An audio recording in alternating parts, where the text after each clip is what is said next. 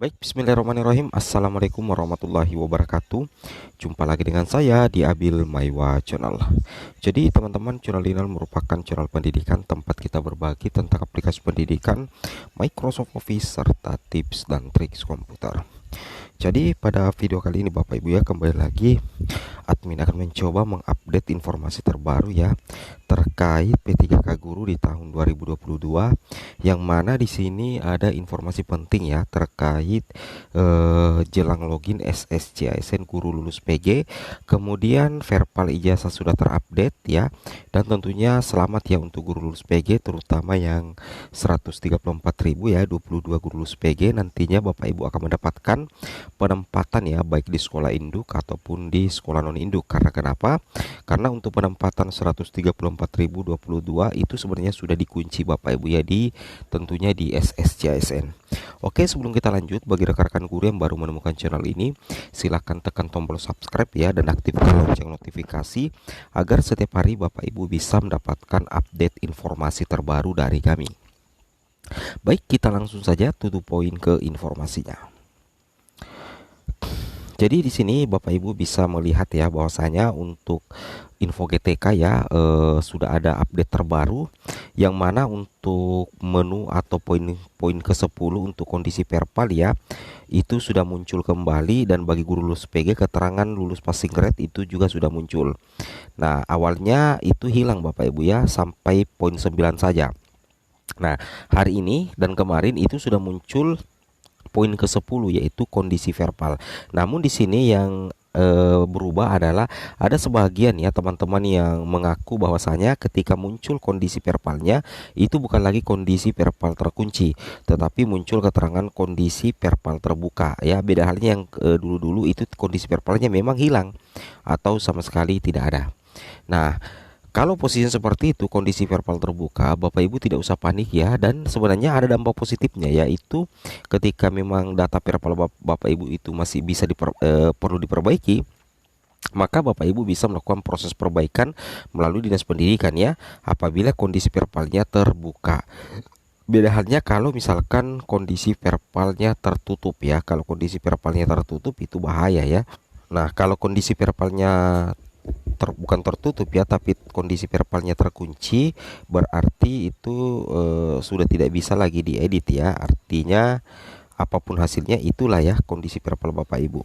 Dan kemudian kalau misalkan kondisi verbal Bapak Ibu terbuka, berarti besar kemungkinan data Bapak Ibu itu sudah terintegrasi dengan data yang ada di portal SSCASN, sehingga apabila menemukan data seperti ini atau kondisi verbal terbuka, tidak usah panik, tidak usah galau, itu normal-normal saja Bapak Ibu ya.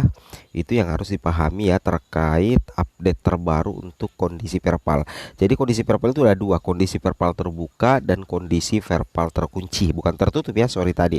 Dan tidak ada bahayanya mau dia terkunci ataupun terbuka, itu tidak ada bahayanya Bapak Ibu ya, karena nantinya data info GTK Bapak Ibu terutama yang sudah lolos PG itu akan ditarik masuk ke SSCASN, dan secara otomatis nantinya akan mendeteksi Bapak Ibu apakah Bapak Ibu adalah P1, P2, P3, P4. Dan sebenarnya untuk verbal ijazah sendiri atau info GTK itu fungsinya hanya untuk data server di SSCASN untuk bisa pendeteksian Bapak Ibu ya, untuk mendeteksi posisi atau kategori Bapak Ibu, apakah Bapak Ibu itu adalah P1, P2, kemudian P3 ataupun pelamar umum. Seperti itu saja Bapak Ibu ya, tidak ada masalah menurut admin. Kemudian di sini kita bisa lihat lagi bahwa untuk P3K Guru tahun 2022 di sini memang sudah sangat jelas dikatakan ya bahwa pada saat Bapak Ibu atau peserta P1, P2, P3, P4 itu nantinya akan dikoneksikan dengan data SSCASN dengan data yang ada di Dapodik. Jadi bagi pelamar P1 itu tetap wajib untuk melakukan konfirmasi nantinya agar sistem mengenali bahwa yang bersangkutan itu masih ada. Kemudian di sini kalau kita perhatikan gambar Bapak Ibu ya, di sini ini agak kabur tapi tidak apa-apa. Di sini kan ini P1 ya, P2, P3, P4. Nah, di sini seleksi administrasi. Nah, untuk P2, P3, P4 itu wajib melalui yang namanya seleksi administrasi. dengan posisi masa sanggah dan jawab sanggah. Sedangkan keunggulan dari pelamar prioritas 1 itu tidak melalui lagi yang namanya seleksi administrasi. Tetapi perhatikan garis lurus ini. Garis lurus ini langsung mengarah ke penempatan Bapak Ibu ya. Jadi untuk pelamar P1 itu hanya menggunakan hasil seleksi administrasi tahun 2021 sehingga posisinya seperti ini. Ini ada garis lurus ya, langsung ke penempatan. Beda kalau P2, P3, P4 harus mengikuti seleksi administrasi, masa sanggah dan jawab sanggah. Baru ketika lulus seleksi administrasi, barulah mengikuti seleksi observasi atau seleksi penilaian kesesuaian. Sedangkan kalau P1 itu simple. Ini garis lurus langsung penempatan Bapak Ibu ya. P1 itu atau lulus PG akan melewati seleksi administrasi dan langsung penempatan apabila mendapatkan kuota formasi seperti itu ya. Itu yang harus Bapak Ibu cermati dan Bapak Ibu pahami. Jadi intinya pada saat Bapak Ibu login akan ada filtering dapodik, kemudian nanti untuk P1 langsung penempatan, tidak perlu mengikuti seleksi administrasi. Sedangkan P2, P3, P4 itu wajib mengikuti yang namanya seleksi administrasi Bapak Ibu ya, baru mengikuti seleksi kesesuaian seperti itu ya. Itu yang harus Bapak Ibu pahami. Kemudian kita lanjut lagi.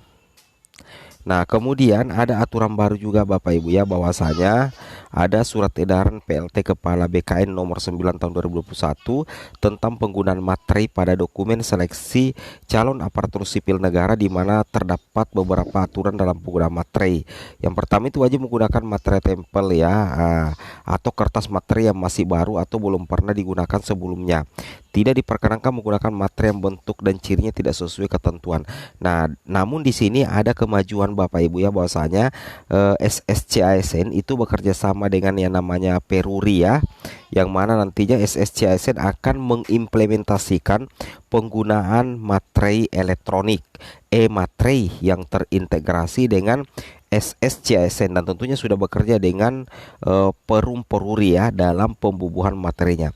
Jadi nantinya sudah tidak berlaku lagi ya di SS pada saat Bapak Ibu mendaftar atau pemberkasan menjadi SNP 3K itu nantinya menggunakan e-materi, tidak menggunakan materi yang seperti dulu ya, materi manual ya yang ditempel-tempel. Nantinya Bapak Ibu akan menggunakan materi elektronik karena itu sudah terintegrasi dengan data dapodik seperti itu ya. Kemudian pembubuhan materi elektronik dilakukan pada SSCASN atau website distributor dan website mitra distributor setelah dilakukan pembelian. Jadi Bapak Ibu bisa mendapatkan e-materi itu di Pajaku, Finnet, Peruri. Nah, sudah banyak Bapak Ibu ya website-website yang menyediakan layanan e-materi dan tentunya resmi Bapak Ibu ya. Oke. Kemudian kita lanjut lagi untuk 134.022 selamat ya, karena data penempatan Bapak Ibu itu baik itu sekolah induk ataupun sekolah non induk itu sudah terintegrasi dengan SSCASN dan sudah dikunci Bapak Ibu ya. Nah, jadi yang dipastikan nantinya diangkat menjadi ASN P3K adalah 134.022, yang mana jumlah guru honorer negeri yang akan mengisi sekolah induk adalah 74.771, penempatan sekolah induk guru negeri 32.424. Sedangkan penempatan guru swasta itu di non induk semua itu sebanyak 26.827. Jadi selamat ya bagi 134.022 guru lulus passing grade. Oke. Kemudian kita lanjut lagi di sini Bapak Ibu ya, bahwasanya untuk P3K guru ya sudah ada tanda-tanda dari BKN mengatakan kalau semua input formasi dari instansi pusat itu selesai, maka BKN bisa membuka pendaftaran di SSCASN paling awal 31 Oktober tahun 2022.